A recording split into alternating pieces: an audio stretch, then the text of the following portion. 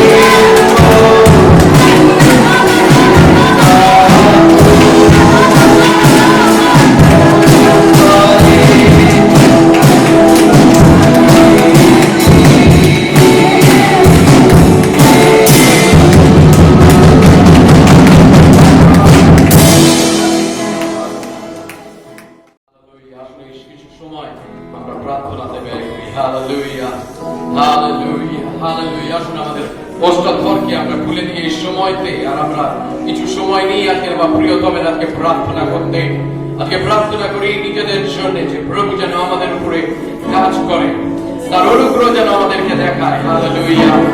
ওরা নামাশানা বারানা বাশান্তে। Hallelujah, hallelujah, hallelujah, hallelujah, hallelujah, hallelujah. হ্যাঁ হ্যাঁ, কিছুজন আপনারা আজকে আরাধনা করছেন, আসলে আমাদের বিষয় ঈশ্বর আজকে সন্তুষ্ট হওয়ার জন্য আমরা আমাদের অন্তর্ভাব থেকে যখন আমরা আরাধনা করি, যখন আমরা তাকে সমস্ত কৃতজ্ঞতার হৃদয় দিয়ে আমরা তাকে উচ্চকিত করি। রাখে আপনি এসছেন, রাখে আপনি বলছেন, প্রভু আমি তোমার ধন্যবাদ দিতে চাই। প্রভু আমি তোমার কাছে কৃতজ্ঞ প্রভু। প্রভু আজকে আমার স্তবের বই আমি তোমার কাছে নিয়ে আসি। আর তাই জন্য আজকে আমরা তাকে সমস্ত দিই আমার প্রিয়তমেরা, আজকে সমস্ত আরাধনা আজকে আমরা তাকে দিই। কেন প্রভু আজকে তুমি যোগ্য প্রভু গো। হালেলুয়া, হালেলুয়া,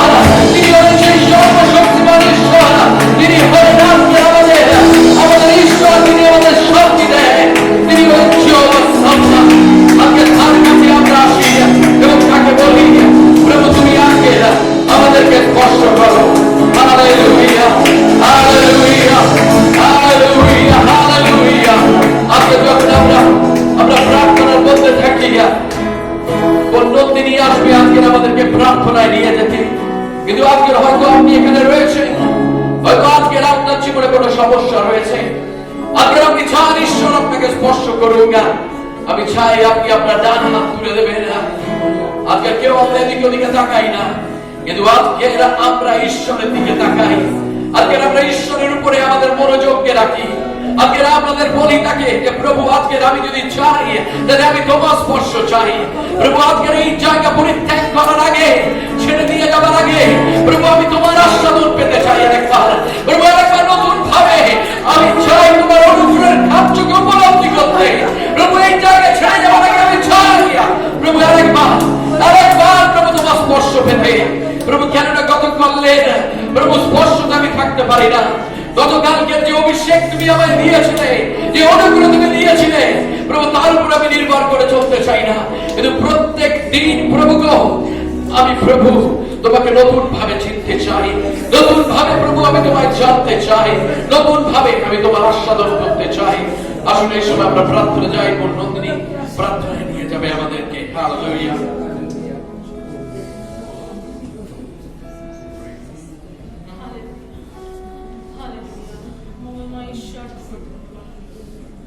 ধন্যবাদ দিই তোমার উপস্থিতির জন্য পিতা। ধন্যবাদ প্রভু গো, তোমার উপস্থিতিকে প্রভু আমরা অনুভব করতে পারছি প্রভু এই সময় এই স্থানে ও পিতা। তুমি দয়াময় ঈশ্বর প্রভু, তুমি সেই যুগ পর্যায়ের যুগে যুগের রাজা প্রভু। তাই প্রভু তুমি সর্বশক্তিমান ঈশ্বর প্রভু, তোমার দ্বারা কোনো কিছু অসম্ভব নয় ও পিতা। ও প্রভু এই সময় প্রভু জনে জনে প্রত্যেককে প্রভু তোমার চরণে রাখি ও প্রভু। প্রভু আমরা জানি না তাদের কি প্রয়োজন পিতা, কিন্তু প্রভু তুমি সর্বজ্ঞানের অধিকারী, সর্বজ্ঞ ঈশ্বর তুমি। তোমার কাছে প্রভু কোনো কিছু লুকায়িত থাকে না পিতা। তাই প্রভু তোমার চরণে সকলকে রাখি প্রভু, সকলের ব্যক্তিগত জীবনকে রাখি, প্রত্যেকের শরীরকে রাখি, প্রত্যেকের পরিবারকে রাখি ও প্রভু। এখানে প্রভু যতজন আছে প্রভু গো, তাদের শারীরিক অসুবিধা থাকতে পারে, তাদের মানসিক অসুবিধা থাকতে পারে, তাদের আত্মিক অসুবিধা থাকতে পারে, তাদের আর্থিক অসুবিধা থাকতে পারে পিতা। কিন্তু প্রভু তুমি সেই আরোগ্যকারী ঈশ্বর প্রভু গো, তুমি সেই বন্ধু পিতা প্রভু, এবং তুমি সেই যুগান্তকারী ঈশ্বর প্রভু। ও প্রভু তোমাকে ধন্যবাদ দিয়ে এই সময় পিতা ও প্রভু সমস্ত কিছুর জন্য ধন্যবাদ দিই প্রভু। প্রত্যেককে প্রভু তুমি সুস্থ রাখো, সুরক্ষিত রাখো, তাদের যা যা প্রয়োজন তুমি যোগান দাও, এবং সর্বোপরি প্রভু তোমার সাথে প্রত্যেকের একটি ব্যক্তিগত সম্পর্ক তৈরি হতে সাহায্য করো পিতা। ধন্যবাদ প্রভু, কারণ প্রভু যখন তুমি উচ্চীকৃত হও প্রভু, তখন আমাদের জীবন উদ্ধার পায়। ধন্যবাদ প্রভু, ধন্যবাদ। এই ছোট্ট বিনতি প্রার্থনা ও প্রভু তোমার সেই শক্তিশালী পবিত্র নামে চাই, আমেন। আজকের যে বিষয় আমি কথা বলতে চাই এবং আপনাদের সঙ্গে আলাপ করতে চাই, যেটা আমার হৃদয়ের খুব কাছের বিষয়, আর সেটা হলো যখন আমরা মতি লিখিত সুসমাচার আমরা দেখি, তখন আমরা দেখতে পাই যে মতি তার 16 অধ্যায় তার 18 পদে কি বলে। আপনাদের বলি, যখন আমরা মণ্ডলীতে আসি তখন আমি জানি না আপনারা কতবার আপনারা এই কথাটা ভেবেছেন বা চিন্তা করেছেন যে মণ্ডলী কিরম হওয়া উচিত। মণ্ডলী কিরম হওয়া উচিত, a church, what kind of church it should be। আর আপনাকে বলি, যখন প্রভু যিশু এই ধরনীতে ছিলেন, তিনি হলেন এই মণ্ডলীর প্রভু। Jesus is the Lord of the church। এই মণ্ডলী আমার নয়, এই মণ্ডলী শুধু আপনার নয়, কিন্তু এই মণ্ডলীর প্রভু তিনি হলেন যিশু। আর যখন মণ্ডলীর কথা বলি, তখন মণ্ডলী আমরা জানি মণ্ডলী কথাটি একটি গ্রিক শব্দ থেকে এসেছে, এক্লেসিয়া, যে কথাটার অর্থ হলো the called out ones, যাদেরকে ঈশ্বর তাদেরকে নিজের জন্য বার করে এনেছেন। আর যখন আমরা মণ্ডলীর কথা বলি, তখন মণ্ডলী আমরা দুরকম ভাবে দেখি। একটা হলো স্থানীয় মণ্ডলী, লোকাল চার্চ। আর আজকে যখন আমরা এখানে বসে রয়েছি, we are the local church, আমরা হলাম স্থানীয় মণ্ডলী। কিন্তু এই মণ্ডলীর চেয়ে বড় আর একটা মণ্ডলী রয়েছে, সেটা হলো ইউনিভার্সাল চার্চ বা বিশ্বব্যাপী মণ্ডলী। এবং প্রত্যেকটি ডিনোমিনেশন, যতজন প্রভু যিশুতে বিশ্বাস করে, তারা প্রত্যেকে সেই মণ্ডলীর অংশ। সেখানে আমরা ব্যাপটিস্টকে পাবো, সেখানে আমরা অ্যাংলিকানকে পাবো, সেখানে আমরা অ্যাসেম্বলিজ অফ গডকে পাবো। আর যখন আমরা মণ্ডলীর কথা বলি আমার প্রিয়তমেরা, তখন শুধু অ্যাসেম্বলিজ অফ গডের কথা আমরা বলি না। আমরা ঈশ্বরের মণ্ডলী কথা বলি। আর তাই জন্য যখন যিশু মণ্ডলীর কথা বলছে, তখন যিশু মতি লিখিত সুসমাচারে মতি সেখানে লিখছে এবং বলছে, মতি তার 16 অধ্যায় 18 পদে, আর আমিও তোমাকে কহিতেছি, তুমি পিতর, আর এই পাথরের উপরে আমি আপন মণ্ডলী গাঁথিব, আর পাতালের পুরোদ্বার সকল তাহার বিপক্ষে প্রবল হইবে না। আজকের আমার যদি যে চর্চার বিষয়, যে আজকে যে আমার বার্তা রয়েছে, যে মেসেজ রয়েছে, the message is I will build my church. আমি আপন মণ্ডলী গাঁথিব। আপনাকে বলি আমার প্রিয়তমেরা, যখন মণ্ডলী গাঁথার কথা হয়, তখন কোন লোক সেটাকে গাঁথতে পারে না, কোন মনুষ্য হস্ত সেটাকে গাঁথতে পারে না। কারণ মণ্ডলী শুধু প্রভু যিশু তিনি গাঁথতে পারেন, কারণ তিনি বলছেন, আমি আপন মণ্ডলী গাঁথিব। আপনাকে বলে রাখি যে আমাকে ক্ষমা করবেন, আজকাল অনেকে আপনারা বলছেন যে পাস্টর আপনি অনেক বড় প্রচার করেন, কিন্তু ঈশ্বরের বাক্য যদি আমাকে দিতে হয় তাহলে আমাকে পুরোটা দিতে হবে, অর্ধেক খাওয়ালে হবে না। রোববার দিন হলো আপনি ভরপুর খেয়ে যান, যাতে সারা সপ্তাহ আপনি সেই শক্তি পান। আর যখন আমরা কথায় বলি যে এই মণ্ডলী, তখন অনেক জায়গায় আমাদের কথা বলতে হবে, বা অনেক বিষয় আজকে আমাদের কথা বলতে হবে। প্রভু যিশু বলছেন, আমি আপন মণ্ডলী গাঁথিব। আর প্রভু যিশু যখন তার শিষ্যদের সঙ্গে ছিলেন, তিনি তাদেরকে প্রভাবিত করেছেন, ইনফ্লুয়েন্স করেছেন, even he motivated them.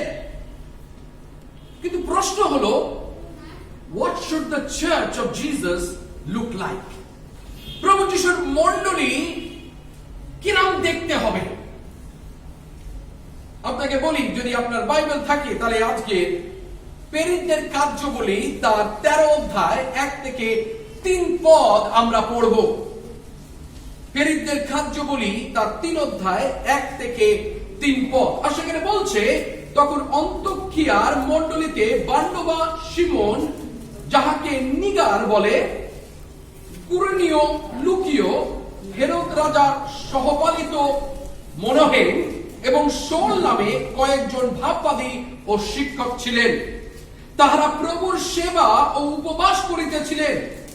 এমন সময় পবিত্র আত্মা কহিলেন, আমি বারনবা ও শৌলকে যে কার্যে আহ্বান করিয়াছি, সেই কার্যের নিমিত্তে আমার জন্য এখন তাহাদিগকে পৃথক করিয়া দাও।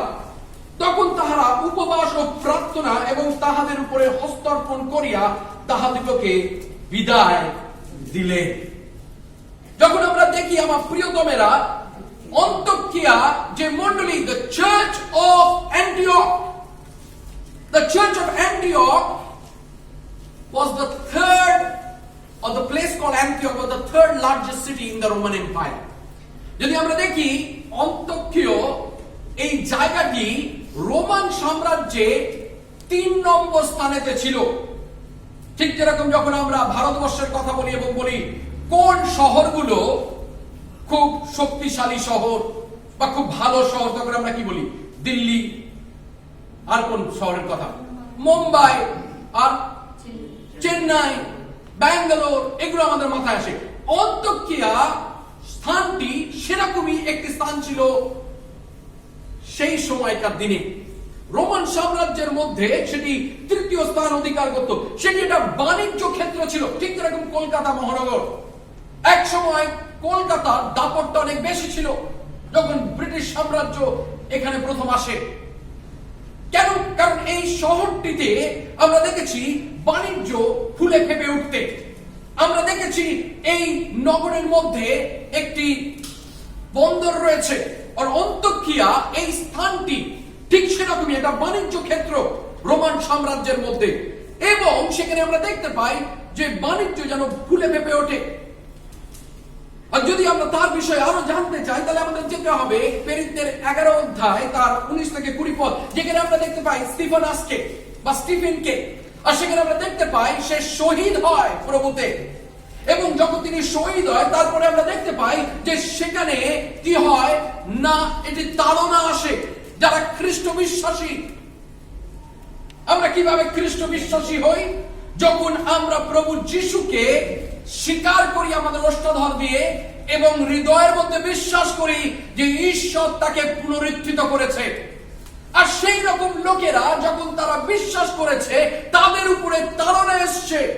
অনেক সময় আমরা ভাবি যে তাড়না খুব ভালো, বাজে জিনিস বা খারাপ বিষয়। আপনাকে বলি, অনেক সময় ঈশ্বর খারাপকে আমাদের ভালোর জন্য কাজ করে। আমেন। ঈশ্বর অনেক সময় খারাপটাকে নেয় এবং আমাদের পক্ষে তা কাজ করায়। অনেক সময় খারাপটাকে নেয়, বাজেটাকে নেয় এবং আমাদের পক্ষে সেটাকে কাজ করায়। আর ঠিক সেই একই কাজ করেছিল ইতিহাসের পাতা আমাদেরকে তাই বলছে। পেরিতদের কার্যাবলী হলো মণ্ডলীর ইতিহাস, is the history of the church. আর তখন যখন আমরা সেখানে পড়ি, সেখানে দেখতে পাই যখন তাড়না এসছে তখন কি হয়েছে, সেই বিশ্বাসীরা চারিদিকে ছড়িয়ে পড়েছে। যদি আমরা দেখি, এই হলো সেই মণ্ডলী, যেই মণ্ডলী বেড়ে উঠেছে। আর সেই মণ্ডলীতে আমরা দেখতে পাই ইহুদি সম্প্রদায়ের লোকেরা রয়েছে, গ্রিক সম্প্রদায়ের লোকেরা রয়েছে যারা প্রভুতে এসছে। শুধু তাই নয়, কিন্তু এই হলো মণ্ডলী যখন তারা কি করছে, তারা যখন তাড়নার জন্য এদিক ওদিকে ছিটিয়ে গেছে, তারা কি করেছে না, কিছু বিশ্বাসীরা তারা এসছে অন্তোখিয়াতে। কারণ কোথায় শুরু হয়েছিল? বাইবেল কি বলছে? যখন পেরিতদের কার্যগুলি আমরা পড়ি, কোথা থেকে মণ্ডলী শুরু হয়েছিল? বলুন, আজকে কথা বলতে হবে আমার। কোথা থেকে শুরু হয়েছিল? পেরিত 3 অধ্যায়, সেটা কোথায় ছিল?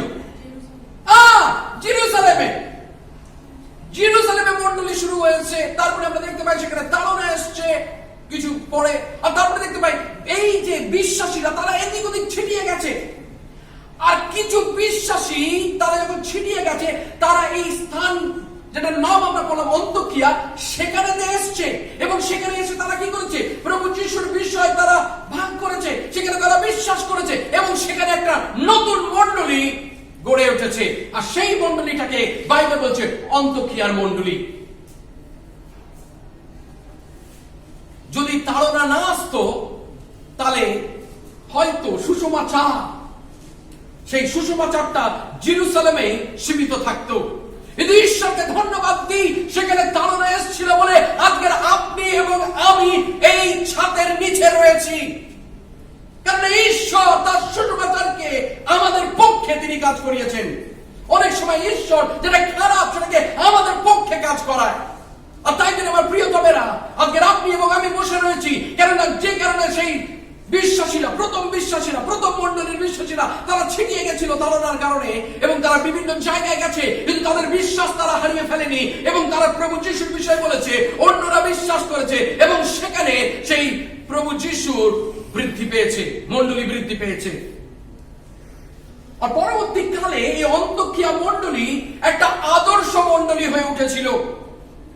শুধু আদর্শ মণ্ডলী নয়, একটা স্বাস্থ্যকর মণ্ডলী হয়ে উঠেছিল।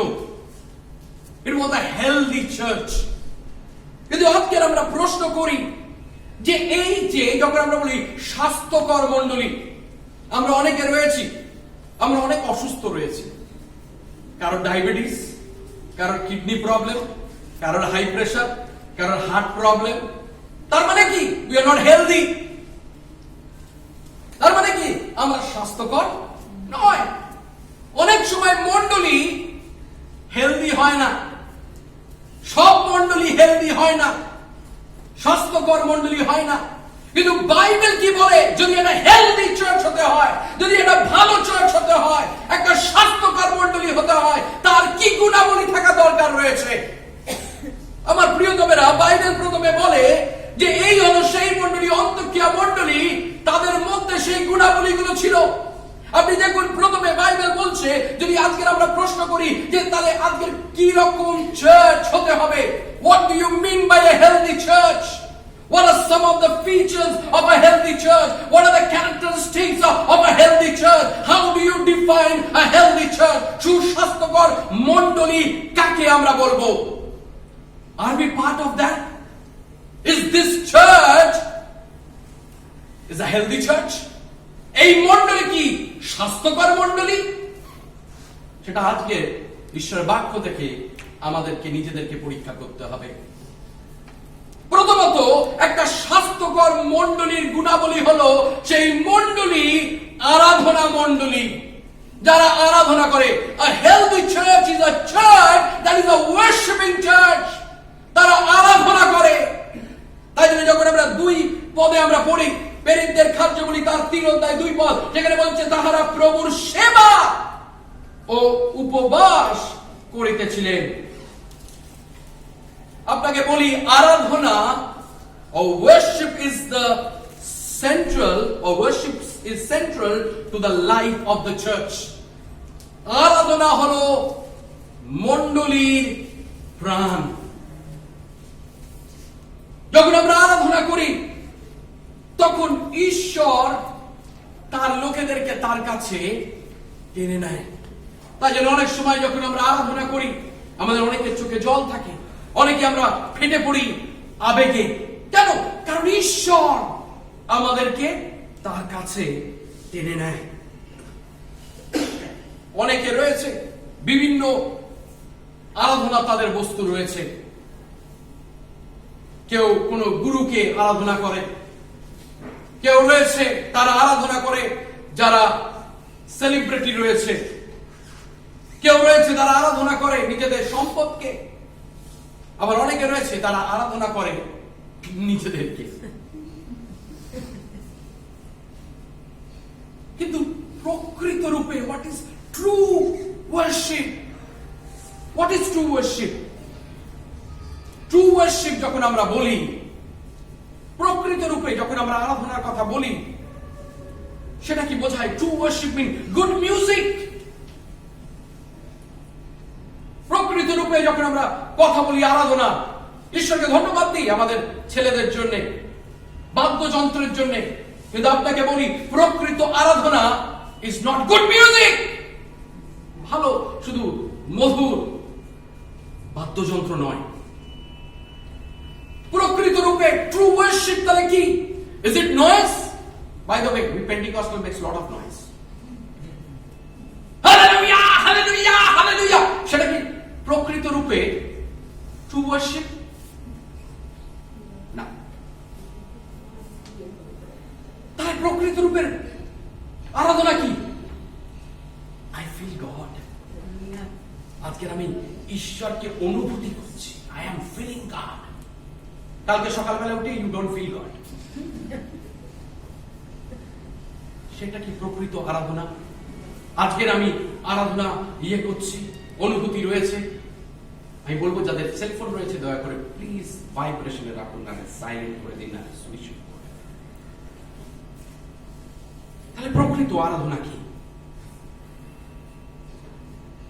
প্রকৃত আরাধনা হলো যিনি সৃষ্টিকর্তা, তার প্রতি তার সৃষ্টির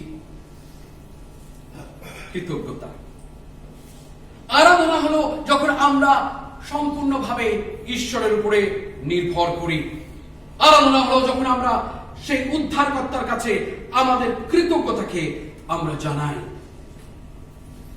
প্রশ্ন হলো, আপনি কি প্রকৃত রূপে আরাধনা করেন? নাকি আপনাকে বলতে হয় আসলে এই সময় আমরা হাত তুলি, আসলে এই সময় আমাদের পা তুলি, আসলে এই সময় আমরা মাথা নত করি, আসলে এই সময় আমরা হাতটাকে উপরের দিকে তাকাই, মানে চোখ উপরের দিকে তাকাই রাখি?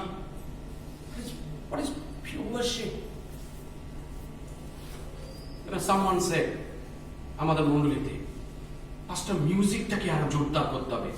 Nonsense. You don't need emotions. It's a part of worship. আবেগগুলো আরাধনার একটি অংশ। But when you come to God in worship, আপনাদের বাড়িতে যখন আপনারা প্রার্থনা করেন, কতজনের বাড়িতে রয়েছেন আপনারা গিটার বাজিয়ে গান দিয়ে প্রার্থনা করেন?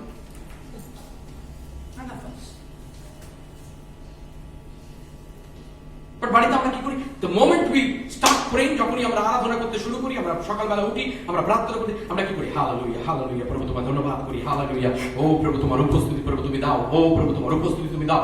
That's it. We need little bit of that emotional feeling and that with music. That's not worship. আরাধনা আরো গভীরে। প্রকৃত আরাধনা does not depend on music. তাই জন্য ইব্রিয় তার 13 অধ্যায় 15 এবং 16 পদ কি বলছে সেটা দেখুন। অতএব আইসো আমরা তাহারই দ্বারা ঈশ্বরের উদ্দেশ্যে নিয়ত স্তব বলি, অর্থাৎ তাহার নাম স্বীকারকারী ওষ্ঠাধরে ফল উৎসর্গ করি। সেখানে একবার বলছেন আসুন আমরা বাদ্যযন্ত্র বাজাই। It says just worship him. আমরা আমাদের ওষ্ঠাধর খুলে দিই। আর অনেকে আমরা আছি যখন আমরা আরাধনা রাখি তখন চার্চে আসার পর্যন্ত আমাদের ওষ্ঠাধর খোলা থাকে, চার্চের মধ্যে আসার পরে ওষ্ঠাধর বন্ধ হয়ে যায়। আমরা প্রার্থনা করি, father in Jesus name heal them, প্রভু তাদেরকে প্রভু তুমি আরোগ্য করো, তাদের মুখগুলোকে খুলে দাও।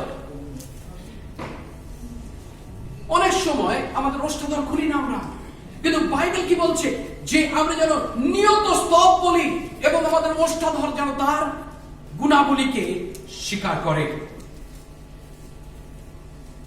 আরাধনা, প্রকৃত আরাধনা আমাদেরকে পরিবর্তন করে। প্রকৃত আরাধনা আমাদেরকে চেঞ্জ করে। True worship changes us. If true worship is not changing me, if worship is not changing me, then it is not worship at all. যদি প্রকৃত আরাধনা আমার হৃদয়কে পরিবর্তন না করছে, তাহলে সেটা প্রকৃত আরাধনা নয়। কি করে জানবো যে এটা প্রকৃত আরাধনা কিনা? আপনি যখন ফিরে যান আপনার বাড়িতে আরাধনার পরে, আপনি কিভাবে আপনার স্ত্রীর সঙ্গে ব্যবহার করেন? আপনি কিভাবে আপনার স্বামীর সঙ্গে কথা বলেন? মণ্ডলীর পরে আপনি কিভাবে আরেকটা ভাই বা একজন বোনের সঙ্গে আপনি কথা বলেন? আপনি কিভাবে আপনার জীবনকে চালনা করেন? প্রকৃত আরাধনা আমাদেরকে পরিবর্তন করে। আর যদি আরাধনা আমাদেরকে পরিবর্তন না করে, তাহলে সেটা আরাধনা নয়। অন্তোকিয়ার মণ্ডলী ছিল এমন একটি মণ্ডলী যারা আরাধনা করত এবং আরাধনাকারী মণ্ডলী। কি করে জানবো what is another mark of a healthy church? কি করে জানবো আমার মণ্ডলী বা মণ্ডলী স্বাস্থ্যকর মণ্ডলী কিনা? দ্বিতীয়ত, আ কেয়ার গিভিং চার্চ, স্নেহশীল মণ্ডলী। প্রেরিতদের কার্যবলী যদি আমরা 11 অধ্যায় পড়ি 29 এবং 30 পদ, সেখানে বলছে তাতে শিষ্যরা প্রতিজন স্ব সংগতি অনুসারে ইহুদা নিবাসী ভাতৃগণের পরিচর্যার জন্য তাহাদের কাছে সাহায্য পাঠাইতে স্থির করিলেন। সেখানে কি বলা হচ্ছে জানেন? সেখানে আমরা দেখতে পাই এই মণ্ডলী অন্তোকিয়া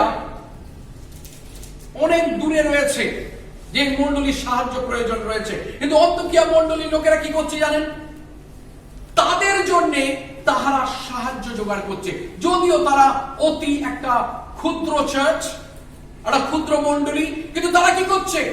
তাদের ভাই বোনেরা যারা ওখানে রয়েছে সেখানে আরাধনা করছে, সেখানে খরা এসছে, আর সেই খরাতে কি হয়েছে? অনেক লোক বিপর্যয়ের মধ্যে রয়েছে, কঠিনতার মধ্যে রয়েছে। আর এই মণ্ডলী জানে যে আমাদের ভাইয়েরা, আমাদের বোনেরা যারা খ্রিস্ট বিশ্বাসী, তাদের সেই জায়গাতে খরা রয়েছে এবং সেখানে তাদের প্রয়োজন রয়েছে সাহায্যের। আর তারা কি করছে? মণ্ডলী হিসাবে তারা পয়সা জোগাড় করছে, এক অপরের থেকে নিচ্ছে এবং সেটা বার্নবা এবং শৌলের হাত থেকে তাদের জন্য পাঠাচ্ছে। ঠিক ধরে নিন যেরকম হয়তো কোনো মণ্ডলী যেটা দিল্লিতে রয়েছে, তাদের কোনো সমস্যা হয়েছে, কলকাতার মণ্ডলী উঠিয়ে তাদেরকে পাঠাচ্ছে। অন্তোকিয়ার মণ্ডলী সেরকম একটা মণ্ডলী যারা স্নেহশীল, তারা তাদের ভালোবাসাকে দেখাচ্ছে। কিভাবে তারা তাদের জন্য সাহায্য পাঠাচ্ছে। আর তারা কিন্তু পুরাতন বিশ্বাসী নয়, তারা নতুন বিশ্বাসী। কেন? কারণ যারা জেরুজালেম থেকে অনেকে তাড়নার জন্য সেই জায়গাতে গেছিল, সেই মণ্ডলী তারা স্থাপন করেছে। সেই মণ্ডলী নতুন মণ্ডলী, ইয়াং চার্চ। কিন্তু তার সত্ত্বেও আমরা দেখতে পাই এই নতুন মণ্ডলী তারা কি করছে? তারা অর্থ সংগ্রহ করছে অন্য একটা মণ্ডলীকে সাহায্য করার জন্য। আপনাকে বলি যে ভালোবাসা, সত্যিকারের ভালোবাসা কি? যোহন তার 13 অধ্যায় 35 পদ, কেননা আমি তোমাদিগকে দৃষ্টান্ত দেখাইলাম যেন তোমাদের প্রতি আমি যেমন করিয়াছি তোমরাও তদ্রূপ করো। প্রভু যীশু কি বলছে? আমি তোমাদের প্রতি যা করেছি তোমরাও ঠিক সেরকম অন্যের প্রতি করো। সত্যিকারের ভালোবাসা হলো যখন আমরা ভালোবাসা দেখাই। শুধু ভালোবাসার কথা বলি তাই নয়, কিন্তু প্রকৃত বা সত্যিকারের ভালোবাসা হলো আমরা যখন দেখাই। আর আপনি জানবেন একজন ব্যক্তি ঈশ্বরকে কতটা ভালোবাসে কখন জানেন?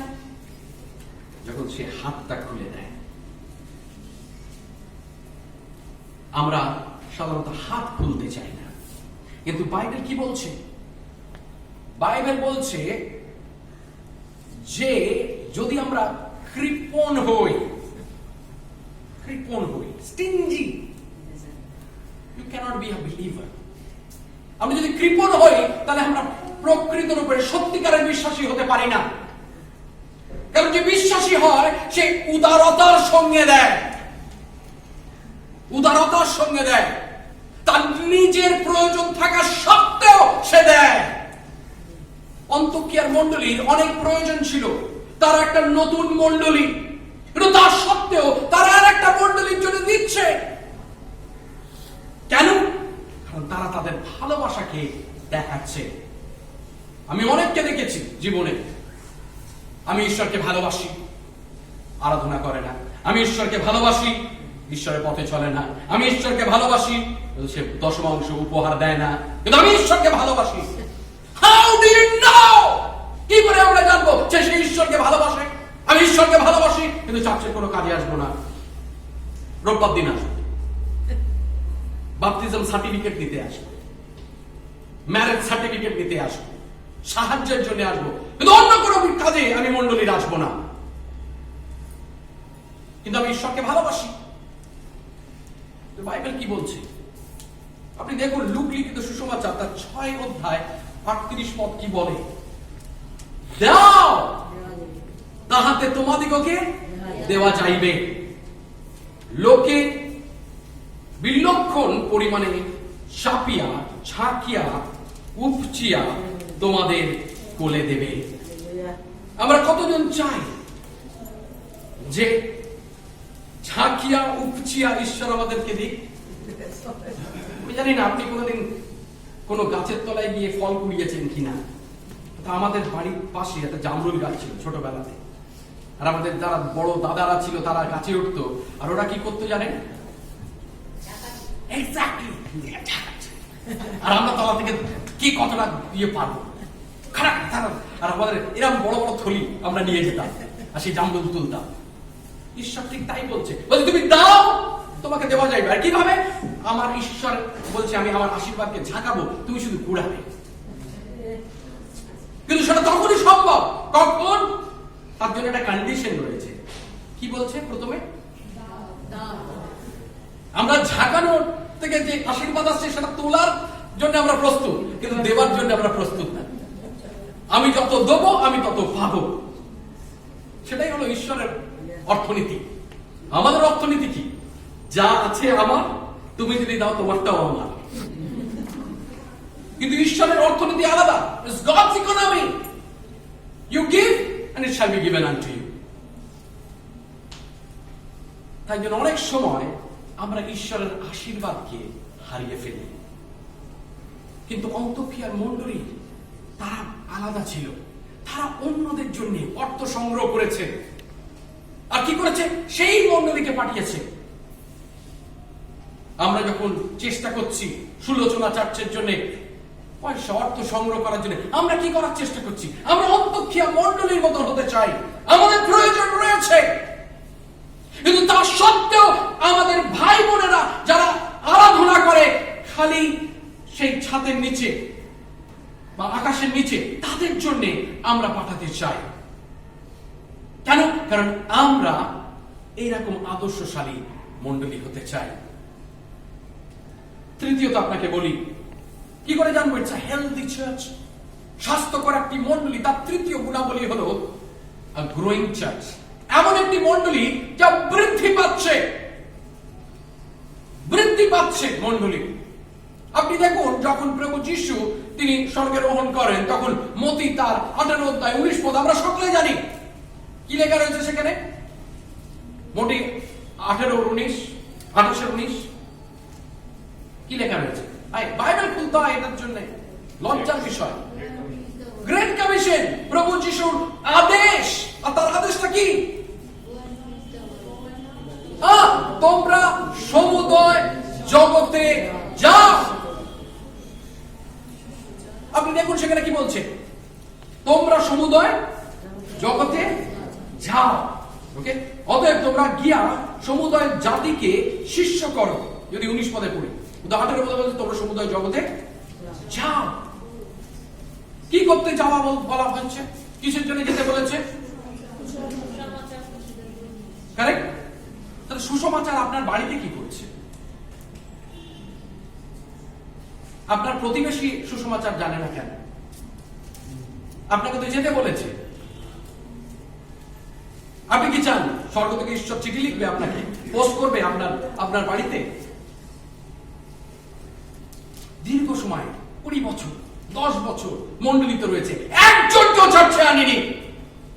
অনেকে রয়েছে, ঠিক তাদের। আমরা অনেকে রয়েছি 6 মাস এসছি, কাউকে আসেনি, ঠিক আমাদেরকে। সাধু পৌল তাই বলছে, আমি বলছি। কেন জানেন? কারণ সুসমাচার আপনার বাড়ির জন্য নয়, সীমিত নয়। ঈশ্বর আমাদেরকে বলছে না শুধু তুমি প্রচার করো। আপনি ভালো করে পড়ুন কি বলছে। তোমরা সমুদয় জগতে যাও এবং কি করো না, তার পুরোটা বলুন। সুসমাচার প্রচার করো। প্রথম কথা তিনি কি বলছেন? সুসমাচার প্রচার করো। তারপরে কি বলছেন? না, not make disciples। বাইবেল পড়ো, বাপ্তিস্ম দাও। কিন্তু সেখানে আমরা অনেকে স্থগিত হয়ে যাই, বন্ধ হয়ে যায়। যে প্রভু যিশু ভাই, আমি এনেছি একজনকে, আমার ডিউটি খতম, এবার পাস্টারের ডিউটি, এরপরে সুমিতার ডিউটি, এরপরে প্রেয়ার টিমের ডিউটি। না, শিষ্য তৈরি করার কাজ কার? এক্স্যাক্টলি বলুন আমার। আবার বলুন আমার। আমরা পাস্টারকে ভাবি তিনি শিষ্য তৈরি করবেন, আমার। কারণ বাইবেল তাই বলছে। তিনি বলছেন যে সমুদয় জগতে যাও, তোমরা প্রচার করো, বাপ্তিস্ম দাও এবং তোমরা কি করো না, শিষ্য তৈরি করো। আমাদের এই মণ্ডলীতে কিছু জন আছে, সবাই না, কিছু জন আছে যাদের মেম্বারশিপ নিয়ে অনেক মাথা ব্যথা, কিন্তু শিষ্য হতে চায় না। শিষ্য হন। প্রভু যিশু মেম্বারশিপ চায় না, শিষ্যত্বকরণ চায়। আমি মেম্বার। যারা এখন পর্যন্ত মেম্বার হয়নি, অনেকে আমি বলছি নিতেও হবে না, হয়নি, আমি আছি। যদি স্বর্গেতে আপনার নাম লেখা থাকে না, অন্য কোথাও নাম না লেখালেও চলবে। মণ্ডলী একটা বেছে নিন। এত মণ্ডলী রয়েছে কলকাতা শহরের মধ্যে, আর সেখানেই আপনি যাবেন, সেখানেই আপনি বিশ্বস্ত থাকবেন, দেওয়াতে, সমস্ত কিছুতে। কিন্তু আমরা কি করি? বৃদ্ধির কথা আমরা বলি না। আমরা আজ পর্যন্ত ব্যক্তিগতভাবে আমরা একজনকেও প্রভুতে আনিনি, অনেকে আছি। আপনাকে বলি, যখন আমি প্রথম প্রভুতে আসি, আমার ফার্স্ট প্রভুতে আমি কাকে আনি জানেন? আমার নিজের ঠাকুরদাকে। প্রত্যেকদিন বসিয়ে কখনো জিজ্ঞেস করবেন সুমিত আমার মাকে, বসিয়ে বাইবেল শোনাতাম। আর আবার ঠাকুরদা সোফা কাম বেডেতে শুয়ে থাকতো, আর আমাকে বলছে ঠিক আছে তুমি পড়ো। আর অনেক সময় ঘুমিয়ে পড়তো দুপুরবেলা, আর আমি বলতো দাদু তুমি শুনছো তো? আর একবার আমি খুব রেগে গেছিলাম তার উপরে। কেন জানেন? কারণ আমার যে কাকা রয়েছে সে বোবা এবং বধির, শুনতে পায় না, কথা বলতে পারে না। আর তারা কি করেছে, কার কাছে গেছে, হাত দেখিয়েছে যে কবে কথা বলতে পারবে। আবার তারা বেনিনের কাছেও গেছে। আর আমি আমার ঠাকুরদাকে স্পষ্ট বলেছিলাম তোমার সঙ্গে আজ থেকে আমার কিচ্ছু নেই, কারণ তুমি যা করেছো ঈশ্বর বিরোধী কাজ, আর যে ঈশ্বর বিরোধী কাজ করে তার সঙ্গে আমার কিছু নেই। আর এখনো পর্যন্ত আমার ঠাকুরদা চিঠি আমার কাছে রয়েছে যেখানে তিনি বলেছিলেন আমি বুঝতে পেরেছি তুমি কেন রেগে গেছিলে, আমাকে তুমি ক্ষমা করো, আর প্রার্থনা করি ঈশ্বর আমায় ক্ষমা করবে। মৃত্যুর আগে প্রভু যিশুকে গ্রহণ করে। That was the greatest achievement. যখন আমার বাবা হসপিটালে ভর্তি, মৃত্যুসজ্জায়, আমার একটাই কাজ ছিল কি জানেন, সকালবেলা যাবো, গিয়ে বাইবেল খুলবো আর কন্টিনিউসলি। আর আমি আমার মায়ের সঙ্গে হাসি আর গল্প করি। আমার বাবা এত বাইবেল কোনোদিন শোনেনি, সেই 11টি দিন তার জীবনের শেষ সময় ক্রমাগত আমি তাকে বাইবেল পড়ে শুনিয়েছি। আমার একটা বন্ধু, তাকে প্রভুতে এনেছি, সে আজকে আমাদের সিএনআর একজন পালক। কেন? ইম্পর্টেন্ট যেন সুসমাচার যেটা আমরা পেয়েছি সেটা যেন আমার বাড়িতে সীমিত না থাকে, শুধু আমার কাছে সীমিত না থাকে। অনেক সময় আমরা পাড়ায় রকে বসে আড্ডা মারি, আমরা কতজনকে বলেছি যিশুর কথা, কতজনকে বলেছি এসে আস্বাদন নিয়ে দেখ না, একবার তো আয়। কারণ প্রভু যিশুকে বলছে the church need to grow। আপনি যদি প্রেরিতদের কার্যবলী পড়েন তাহলে আপনি দেখবেন যে ক্রমাগত মণ্ডলী বৃদ্ধি পেয়েছে। আর যখন আমরা বলি শিষ্যত্বের কথা, শিষ্যকে ডিসাইপল ইজ আ লার্নার। তার মানে কি? তাই জন্য সাধু পৌল কি বলছে, আমার অনুসরণ করো আমি যেরকম খ্রিস্টের অনুসরণ করি। শিষ্য হলো অনুসরণকারী, সে খ্রিস্টের পেছনে পেছনে যেতে শুরু করে। সে যেরকম চলে সে সেরকম চলতে শুরু করে, সে যেরকম কথা বলে সে সেরকম কথা বলতে শুরু করে। আস্তে আস্তে সে খ্রিস্টের মতন হয়ে যায়। যখন প্রথম মণ্ডলীর কথা বলি, আপনাদের বলি, অনেক সময় এই যে যখন আমরা দেখতে পাই যে প্রেরিতদের কার্যবলী তার 11 অধ্যায় 26 পদে প্রথমবার আমরা এই কথাটাকে জানতে পারি। কি কথা? সেখানে কি হয়েছিল? প্রথমবার যিশুর শিষ্যদেরকে খ্রিস্টান কথাটা বলা হয়েছিল। কিন্তু আজকে যখন আমরা খ্রিস্টান কথাটা বলি অনেক সময় গালাগালি লাগে। কেন? এই কারণ এই খ্রিস্টান শব্দটাকে আমরা যারা খ্রিস্ট বিশ্বাসী অনেকটা বদলে দিয়েছি। খ্রিস্টান শব্দটাকে আমরা ভেঙে দিয়েছি। যখনই এই পৃথিবী খ্রিস্টান শব্দটা শোনে তখনই ভাবে যে এরা হলো সেই ব্যক্তি যারা গোমাংস খায়, কিন্তু হয়তো অনেকেই আমরা খাই না। এরা হলো খ্রিস্টান যারা মাতলামো করে, এরা হলো খ্রিস্টান যাদের নৈতিকতা খুব কমজোর বা খুব অল্প, সেরকম দৃষ্টিভঙ্গি রাখে পৃথিবীর অনেকে। আর সেটা অন্যদের দোষ না, দোষটা আমাদের। কিন্তু যখন প্রেরিতদের কার্যবলীতে এই শব্দটিকে ব্যবহার করা হচ্ছে খ্রিস্টান, কেন তারা বলেছিল জানেন খ্রিস্টান? কিছু কিছু অনুবাদক রয়েছে, ঈশ্বর তত্ত্ববিদ রয়েছে যারা বলে they were calling them Christian because they were becoming little Christ. They were so close to God, they were so close to Jesus, they were like Jesus. তাই জন্য প্রথম মণ্ডলীর লোকদের তারা বলছিল খ্রিস্টান। কেন? কারণ তারা ডেমি জিসাস হয়ে গেছিল। ঠিক খ্রিস্ট যেরকম ছিল তাদের স্বভাব, তাদের কথাবার্তা, তাদের পোশাক সমস্ত কিছু যেন তার মতন হয়ে গেছে। আজকে আমাদের প্রশ্ন করা উচিত, আর উই ট্রু ডিসাইপলস? আমরা কি সত্যি করে প্রকৃত রূপে খ্রিস্ট অনুগামী, অনুসারী, তার শিষ্য?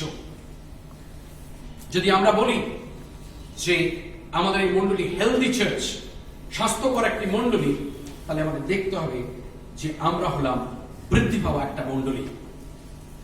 আপনি চিন্তা করতে পারেন আমার সঙ্গে, যদি প্রত্যেকে আমরা একজন করে প্রভুতে আনি, তাহলে এই মন্ডলীর চেহারাটা, মানচিত্রটা বদলে যাবে। প্রত্যেকে এবছরে প্রত্যেকে আমরা বলি একজন করে আমরা মন্ডলীতে নিয়ে আসবো, একজন করে। আর যদি সেটা আপনার ইচ্ছা হয়, এই সময় আমরা চোখ বন্ধ করি, আপনি আমরা ডান হাত তুলে বলেন, প্রভু আমাকে তুমি সাহায্য করো, একজনকে, প্রভু একজনকে নতুন আমি এবছরে এই মন্ডলীতে নিয়ে আসতে চাই। আমরা কেউ এদিক ওদিকে তাকাবো না, আমাদের সকলে চোখ বন্ধ থাকবে, এবার বলি প্রভু একজনকে, প্রভু আমরা এই মন্ডলীতে নতুন নিয়ে আসতে চাই।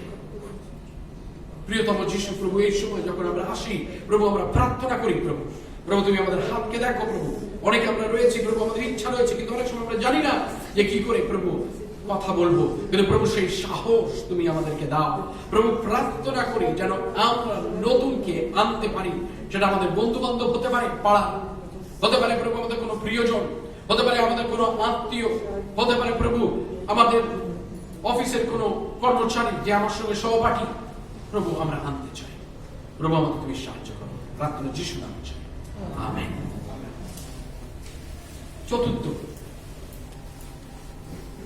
স্বাস্থ্যকর মন্ডলীর চতুর্থ গুণাবলী হলো দায়বদ্ধ মন্ডলী, an accountable church, accountable church।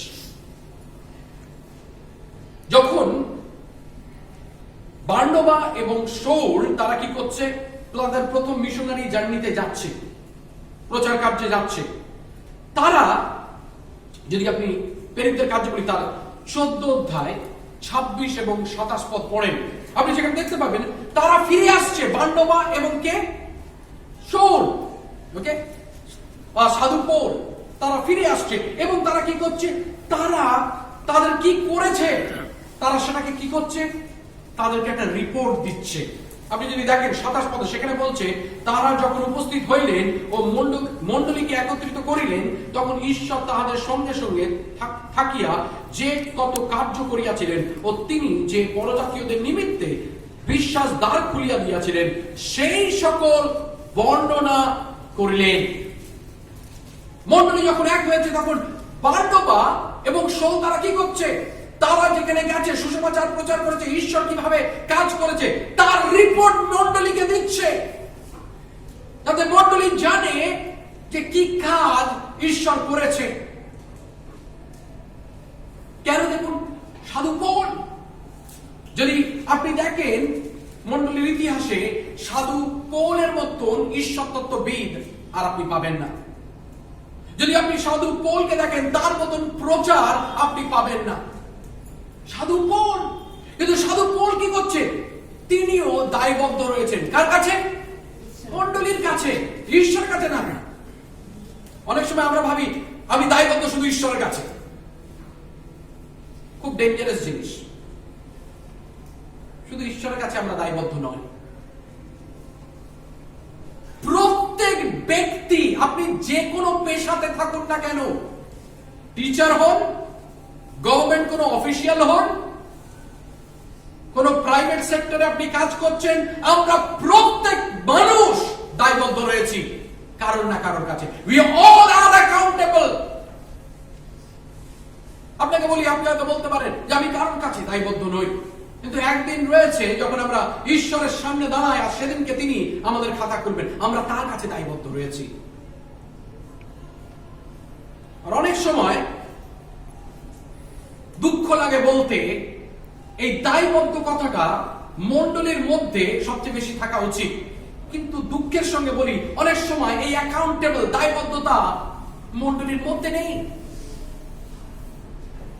মণ্ডলীর মধ্যে নেই অনেক সময়। আর যখন আমরা বিভিন্ন মণ্ডলীতে দেখি আর আমরা দেখি যে সেখানে স্বেচ্ছাচারিতা চলছে। আপনি দেখুন, যখন আমরা বিচারকর্ত্রীগণ তার 21 অধ্যায় তার 25 পদ যখন আমরা পড়ি, সেখানে কি বলছে? খুব ভয়ানক বিষয়। বিচারকর্ত্রীগণ সেখানে বলছে, তৎকালে ইসরায়েলের মধ্যে রাজা ছিল না, যাহার দৃষ্টিতে যাহা ভালো বোধ হয় হয়তো সে তাহাই করিত। ওটা আন্ডারলাইন করবেন। যাহার দৃষ্টিতে যাহা ভালো বোধ হইতো সে তাহাই করিত। রাজা নেই তো যার ইচ্ছা যা ইচ্ছা তাই করেছে। আর অনেক সময় মণ্ডলী তাই করে। অনেক সময় মণ্ডলীর যারা সদস্য রয়েছে, মেম্বার রয়েছে, শিষ্যরা রয়েছে, বিশ্বাসীরা রয়েছে, তারা স্বেচ্ছাচারিতার জীবনযাপন করে। কোন দায়বদ্ধতা নেই মণ্ডলীর প্রতি, তাদের বালকের প্রতি, ঈশ্বরের প্রতি। কেন? আমার যা ইচ্ছা আমি তাই করব। আপনাকে বলি, যদি সেটা হয়, আমরা যদি নিজেদের ডিসিপ্লিন না করি, আমরা যদি নিজেদেরকে শিষ্যত্ব করণের মধ্যে না নিয়ে আসি, তাহলে সেখানে কি হবে জানেন? আমাদের জীবন এবং আমাদের সমাজ বিশৃঙ্খল হয়ে যাবে। চিন্তা করুন, যদি ভারতবর্ষ এমন একটা দেশ হতো যে দেশে কোনো আইন নেই, কেরম ভালো হতো? কোনো আইন নেই। আপনি যাচ্ছেন, কোন মোড়ে গেছেন, সেখানে দেখবেন গাড়ির সব জঞ্জাট হয়ে বসে রয়েছে। কেন? সবাই যেতে চেয়েছে, সব গাড়ি ফেসে গেছে, এখানে কোনো আইন নেই। বাইবেল কি বলছে? দায়বদ্ধতা।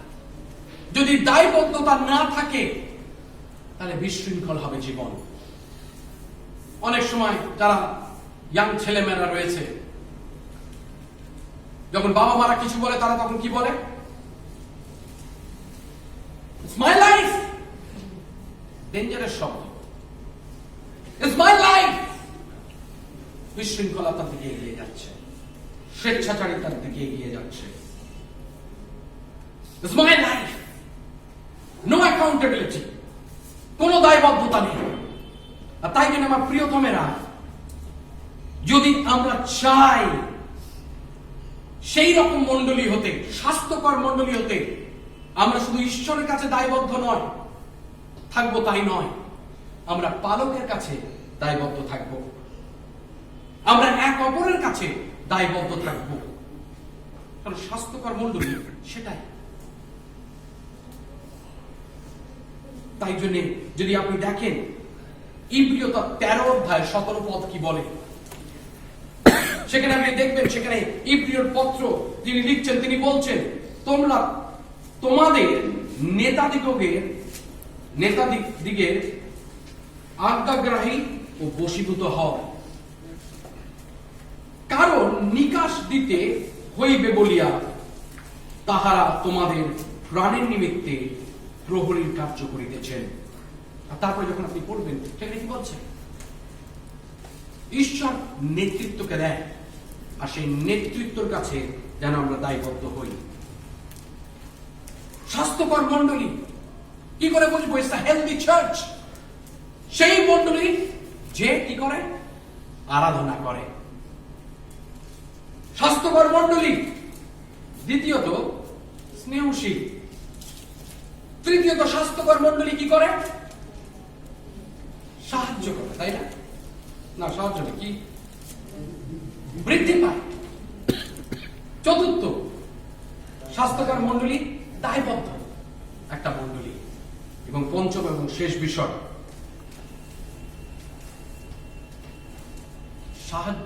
স্বাস্থ্যকর মণ্ডলী ইজ আ সেন্ডিং চার্চ। তারা পাঠায়। আপনি যদি দেখেন প্রেরিতদের কার্যাবলীতে, যদি আবার আমরা ফিরে যাই 13 অধ্যায় 3 পদ বলছে, তখন যারা উপবাস ও প্রার্থনা এবং তাদের উপরে হস্তার্পণ করিয়া তাহাদিগকে বিদায় দিলেন।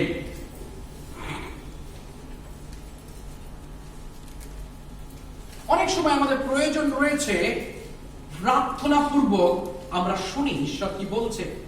আপনি দেখুন, তারা কিন্তু কি করছিলেন? তারা এক জায়গায় এসে তারা প্রার্থনা করছিল এবং যখন প্রার্থনা করছে, পবিত্র আত্মার ঈশ্বর বলছে যে বার্নবা এবং শাউলকে আমি পৃথক করেছি আমার কাজের জন্য, তোমরা তাদেরকে পৃথক করো।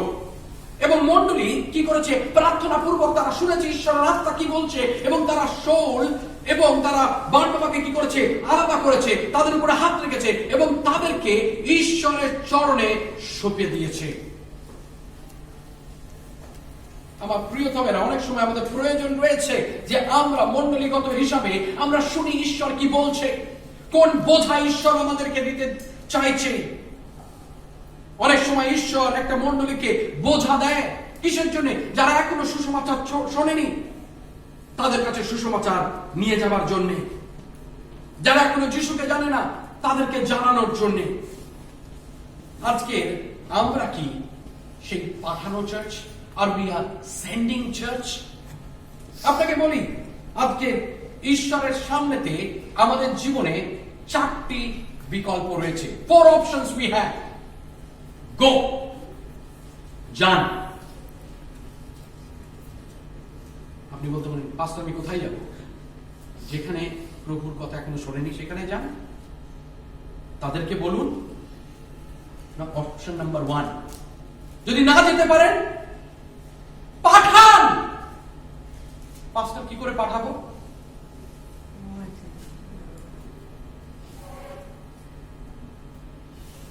খুলে দিন যাতে মণ্ডলী পাঠাতে পারে। নয় যান, নয় পাঠান। তৃতীয় বিকল্প হলো সাহায্য করুন। যখন কাউকে পাঠানো হচ্ছে তখন আমরা তাকে সাহায্য করি। চতুর্থ, প্রার্থনা করুন। বেশিরভাগ আমরা কোনটা করবো জানেন? প্রার্থনা। কিন্তু ঈশ্বর শুধু প্রার্থনা আর দেওয়াতে খুশি নয়। প্রভু বলছেন তোমরা যাও। ঈশ্বর চাই আমরা যাই, ঈশ্বর চাই আমরা পাঠাই। আমার আরেকটা স্বপ্ন হলো যে এই মণ্ডলী থেকে শুধু আমরা মণ্ডলী গড়বো তাই নয়, কিন্তু আমরা এই মণ্ডলী একদিন যাতে ঈশ্বর এত আশীর্বাদ করে আমরা মিশনারি পাঠাবো অন্য জায়গাতে, আর আমরা তাদের সমস্ত ভার নেব যে সেখানে পাঠাবো। কেন? কারণ ঈশ্বর সেটাই বলছে আমাদেরকে। শুনুন ঈশ্বর কি বলছে। ঈশ্বর মণ্ডলীকে অনেক কিছু বলছে, কিন্তু অনেক সময় আমরা শুনছি না। আজকে কি আপনি স্বাস্থ্যকর একটি মণ্ডলীর অংশ?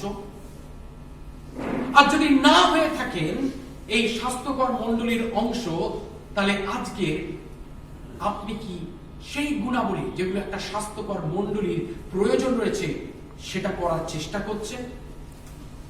আপনি কি এই মণ্ডলীকে, যেটাতে আপনি আরাধনা করেন, সেই মণ্ডলীকে ঈশ্বরের মনের মতন করে গড়ার চেষ্টা করছেন?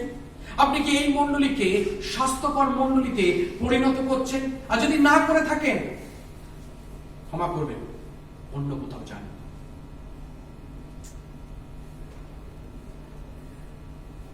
এখানে আমরা সেই রকম শিষ্যদের চাই যারা ঈশ্বরের মনের মতন করে মণ্ডলীকে করতে চায়। স্বাস্থ্যকর মণ্ডলী, যারা ঈশ্বরের কাছে বিশ্বস্ত, যারা মণ্ডলীর কাছে বিশ্বস্ত। তাদের মাথা ব্যথা মেম্বারশিপ নিয়ে নয়। তারা প্রভুকে ভালোবাসে, তারা প্রভুকে আরাধনা দেয়, তারা প্রভুকে অর্থ দেয়, তারা প্রভুকে সময় দেয় তাদের জন্য। অনেক সময় আমরা গর্বের সঙ্গে বলি আমি অ্যাসেম্বলিজ অফ গডের মেম্বার। মণ্ডলীর জন্য কি করেছেন? আপনি কি করেন? আমি কিছু করি না। তাহলে আপনি কেন বলেন? বাইবেলে আপনি দেখবেন, অনেকে আমরা আছি আমরা জানি না, কারণ বাইবেল পড়েই না, তো জানবো কোথা থেকে? বাইবেলটা পড়ুন। আপনি দেখুন যে পুরাতন বিশ্বাসীরা, যারা প্রথম মণ্ডলীর বিশ্বাসীরা, তারা কিরকম ভাবে মণ্ডলীর সঙ্গে জড়িত ছিল, কিভাবে তারা মণ্ডলীকে গড়তে, এগিয়ে নিয়ে যেতে তারা প্রাণপণে চেষ্টা করেছে। আজকে আমি প্রার্থনা করি যে আমাদের এই মণ্ডলী, আমাদের প্রত্যেক সদস্য, ঈশ্বর যেন তাদের মধ্যে একটা নতুন উদ্দীপনা আনে ঈশ্বর যেন একটা নতুন অভিষেক আনে, ঈশ্বর যেন তাদের হৃদয়ের মধ্যে কাজ করে, ঈশ্বর যেন তাদেরকে বলে যে তার জন্য যেন কিছু করতে